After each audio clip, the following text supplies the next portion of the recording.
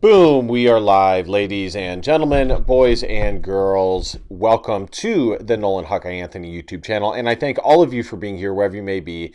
And of course, however you may be listening. We're going to discuss Iowa's road loss to Michigan State. This was Iowa's first Big Ten game. In the Ben McCullum era. It does kind of stink that it was a loss, but, it's not the end-all, be-all. I definitely have, many thoughts on this game. And the best way to do it is just to delve right into it. And as you guys know, there's been a few of you guys who have commented about it. Basketball is definitely the sport that I am the most knowledgeable about. I played it at a high level. I didn't play collegiately, but it was the sport that I wanted to play collegiately before, making a decision my senior year of high school to play at a higher level for a different sport. People like Brody Brecht, I'm sure his favorite sport was probably football, or, Connor McCaffrey considered with baseball, and maybe now he wishes that he had gone the baseball route. But I digress. This isn't about me, but I'm just providing context to why it is the sport that I'm the most knowledgeable about. And on top of that, I'm a high level official, so I continue to see high level basketball being played right in front of me at the high school and college level. Not Division I level, but as an official, but still, which, maybe 1% of officials are able to do. So I really liked how Iowa came out in this game. They played hard. They competed. They came out to, a lead. They got some stops. And I think overall, they defended well against Michigan State. The half-court defense, the transition defense, was not one of the problems today. Was it perfect? No. But it was still dang good. This is a game, and I've said this a few times now, I will continuously draw comparisons to Fran McCaffrey just to contextualize Ben McCullum, this year's team, to Fran McCaffrey and what we've seen in the past. This is a game that Fran McCaffrey would have lost 100-70, okay? Because they wouldn't be able to defend. Yeah, they would have been able to score better than what we saw from Iowa today, but it just would have been a different game. It would have been, physical in a Fran McCaffrey sort of way, but Iowa would have still been shellacked. Not necessarily. I mean, they Fran McCaffrey did occasionally compete well against Michigan State and beat them, but I really do think that this is the type of game that we would see the alternative if they ended up losing. It's a hard comparison to make, but if we're just trying to conceptualize it, that's my opinion on the matter. And so I like Iowa, playing in this manner. I enjoy seeing them compete in this manner and losing in this manner, where they defend like hell, they get after it, and in this game, I still actually thought that Iowa had a shot for, the first couple of minutes because of how they were competing. Now, with that said, I don't want to go too hard on that because, like I said, Fran McCaffrey did compete well against Michigan State, and it's hard to compare one single game to a whole career worth of games against Michigan State that Fran McCaffrey had.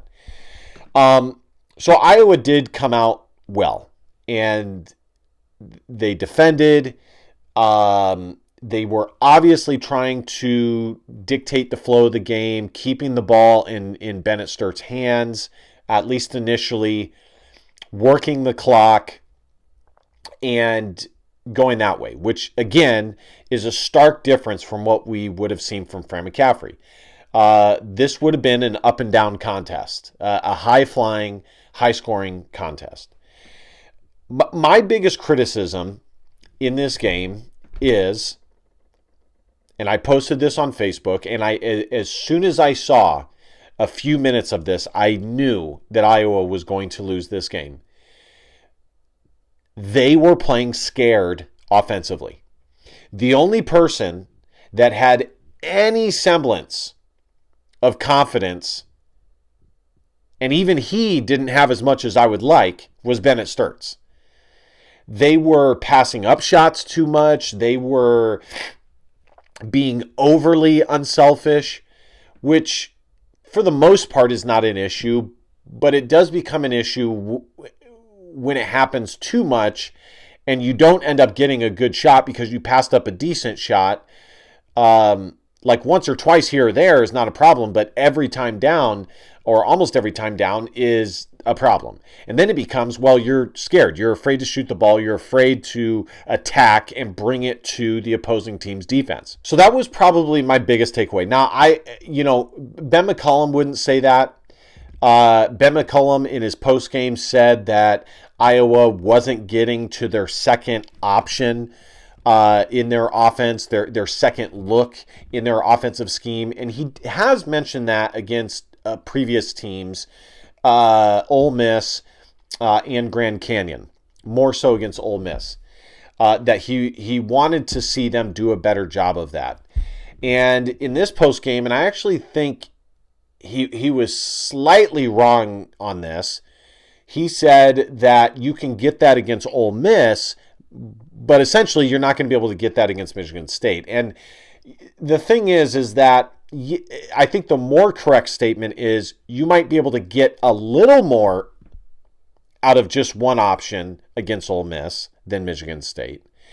But Ole Miss still has a solid defense as well. And yes, Michigan State has an elite defense. Tom Izzo's teams always defend. They have athletes. They always have. That is his MO. That is his culture. That is his program's MO. And so I do agree with that. He wouldn't say that his team was playing scared. That is how he would conceptualize it, that they weren't getting to different looks and different progressions in the offense, which I agree because, and he admitted this as well, Iowa primarily would get down, they'd run about 3-4 high pick and rolls, they'd work it a little bit. Credit to Michigan State for running them off screens and, being just physical enough to make it uncomfortable and not get to their spots, which is another thing. That's another thing that Iowa has to work through is, and this will happen as they get more used to being in the Big Ten, you just have to find a way to get to your spot sometimes and, force the official to make a call because you're going to get to your spot. And something's going to give. Either the defense is going to give or there's going to be no give and a call is forced. Either way, you're making something happen. Now, I'm not saying you have to do that, there's like this smart way of remaining physical and getting to your spots, okay, rather than being reckless. But again, I think Iowa's offense played scared. And if you look at the stats, the only person who had a, okay game was Bennett Sturts, and even he did not play his best game. I think he was too loose with the ball. He was a little too lackadaisical at times. He wasn't aggressive enough. And I know, it's hard to give him too much pushback considering he was one of the only guys in double figures, but still. My other criticism is that Iowa had far too many dumb fouls. And what I mean by that is there was multiple times in the first half where they fouled either, 30, 40 feet away from their basket after a rebound, which is, just them being frustrated. It's a frustration foul. And they would even have multiple swipes at it. Like, they'd get away with one, they wouldn't get called for it, and then another guy would get in there. And I'm thinking to myself, get out of there. Just get back on defense. Like, if I was an official on that game, that's exactly what I'd be thinking to myself. Get out of there. You didn't get it. Get out of there. Quit reaching. Game management. So I didn't love that. Those were just frustration fouls, and it also happened in the front court. Cam Manyao, was overly aggressive. Tavion Banks, reaching with their hands when they don't need to, and they can just, keep their hands up, just for whatever reason, making a swipe at the ball. Now, I can live with that more so because Iowa's defense is aggressive in that regard, and I want them to continue to be aggressive and put pressure on the opposing team's offense. And I do think that this Big Ten officiating crew wanted to set a presence and precedence. If you guys aren't aware, in high-level officiating, there's always points of emphasis. And so, for example, the Big Ten, in Big Ten games especially, they are going to target the points of emphasis more so in the first couple of games to set the tone as the season goes on. It's easier to do it up front and let off as the season goes on than to not call it early on and call it towards the end of the season. Then you're seen as being inconsistent. And it's not just like a season-long thing. It's a game-by-game thing. So I didn't love that, but I can live with it. And then also Iowa totally got out-rebounded. As I've said before, it's just all about desire. Michigan State wanted it more. Yes, Iowa was in foul trouble, but still, you're not going to have a chance on the road if you're shooting 65% from the free throw line. You have to shoot at least 70. Iowa shot 64.7. And you're definitely not going to win if you shoot 37.8% from the field. So, offense, this was probably the worst the offense has looked all year. Although I will say the last three games, if we look at offensive and defensive performances, they've kind of gone in opposite directions. The offense has kind of skirted back, ever so slightly, while the defense is trajecting upwards. The rebounding was 33-15. That you're just not going to have a chance on the road having that sort of differential. Iowa did add 7 steals. They won the turnover battle. They only had 18 points in the paint compared to 34 for Michigan State.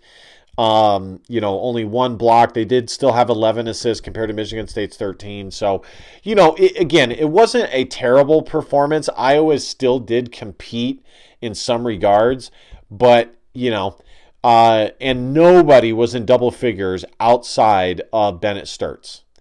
And I'm not surprised Braden Housen was able to get in there and have 7 points because he's fearless.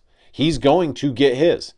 But I thought, Isaiah Howard, Alvaro Fogueres, Cooper Koch, Cooper Koch, Cam Manya. I mean, honestly, all of them were way too timid. I know it was probably the game plan to a certain degree to work it and slow it down and whatnot, but still. On the bright side, it was good to see Trevin Urich get in there and get some action because, as I said before the season started, Iowa's going to need him. They need a big body. They need an extra body that can help, especially when there's foul trouble, and get somebody in there to get some boards and plug the paint. My final analysis, because I don't, there's not really much more to say on this. Iowa lost 71-52. They lost by 19 points. Iowa did not get, blown out of the gym. They did compete in this game. I think the score is a little bit deceiving compared to how much they really did compete, but they did get spanked. I know it's apples and oranges here, we're splitting hairs, but but it is worth noting. I would rather come on here talking about how the offense played scared than come on here and talk about how they didn't play hard, they didn't hustle. And even still, they could have played harder, especially in rebounding.